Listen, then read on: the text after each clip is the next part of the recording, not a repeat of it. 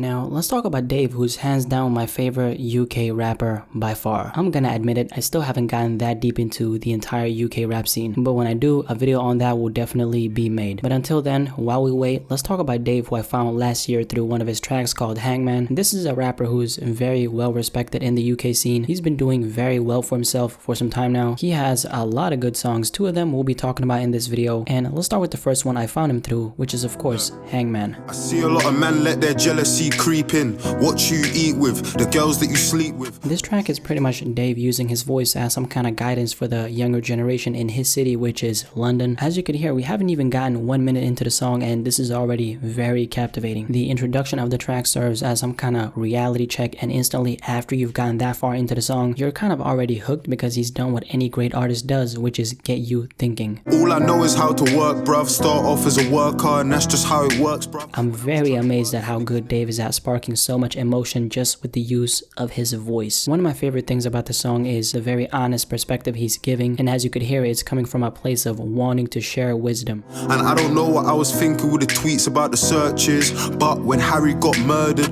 man was so emotional, trying to find solutions. On this part, he mentioned something about not knowing what he was thinking with the tweets, and of course I was really curious as to what he was really referring to here, and I did find out what he was talking about. So the stop and search part is about a policy that used to be justified by law in the UK, where the cops had the right to stop anyone if they suspect that that person is in the possession of a weapon that potentially might be used during a crime. Now, if you're not from the UK, you might not really even know this, but there's a very big knife crime epidemic happening over there. They're just left around in these areas to be used as weapons and picked up by gangs and other violent individuals. And in response to that, Dave spoke out against it on social media, saying that the cops should be able to stop and search people so the amount of deadly weapons that are being carried around by so many are limited, and in that way maybe that could lessen the amount of knife crimes. But unfortunately, he got a lot of backlash for being an advocate for it, for the simple fact that statistics have shown that black people are way more likely to be searched than other races. Now, relating that back to Hangman, this was Dave's own way of telling people what his mindset was when it came to him wanting the stop and search checks to be reinstated once again. Even if you disagree with his whole view on this thing, from my perspective at least, I see an artist who's simply using his voice to spark a very important conversation regarding something that's actually killing a lot of the youth where he's from. The fact that he addressed the backlash in a very mature way on a record shows that he's actually for change. And especially when it comes to an artist like him who is so much in the spotlight, many of them are afraid of admitting to the fact that they were maybe wrong or they thought that they were wrong, because they're always in the cycle of trying to keep their image intact, but Dave is definitely not one of them. Now let's talk about one of his more recent tracks that dropped a couple days ago, titled Black, that's been doing very well on YouTube. As we speak, it's almost at 1 million views, but it'll probably have way more when this video is out. Black is beautiful, black is excellent.